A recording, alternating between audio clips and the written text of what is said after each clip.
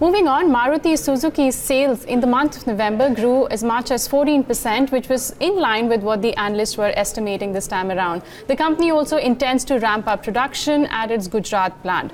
To discuss these plans and more, R.C. Bhargava, the chairman at Maruti Suzuki India, joins us on the show now. Mr. Bhargava, good morning to you, and thanks a lot for joining us today on BloombergQuint. Well, my first question is, if you look at the sales figure for the month of November, the growth was mainly led by the new launches. How do you see the demand moving forward? And also, since your production is limited, how do you plan to ramp up production and increase your market share? See, it's very difficult to predict how the market will grow in the coming months. If the market grows slowly and we can keep increasing our production, then I think we can maintain a market share. But if there is an acceleration in the demand for cars and the market grows faster than what it has been doing till now, because our production will be limited, it will not be possible to maintain the market share. So the ability to keep the current market share very much depends on how the overall demand for cars happens in the next few months. Good morning, Mr. Bhargava. This is Darshan here.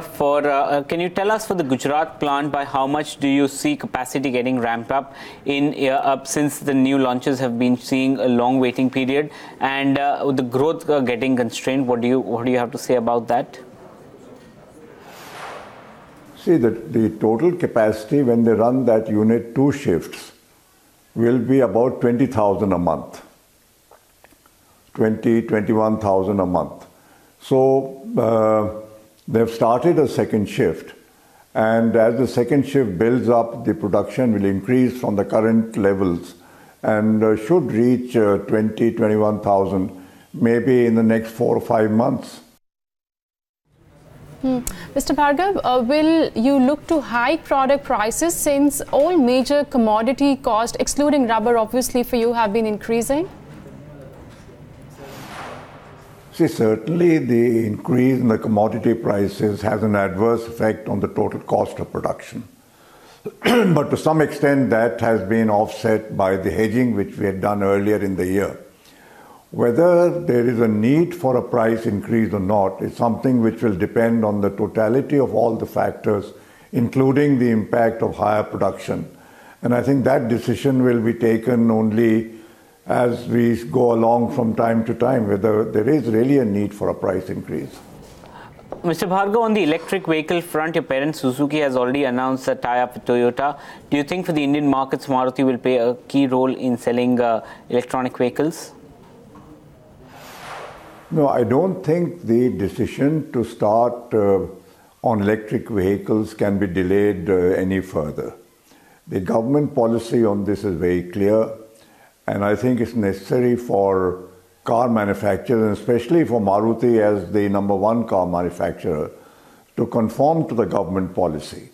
And what Suzuki is doing along with Toyota is to give us the kind of technology which will enable us to be at the leading edge of such vehicles in the Indian market.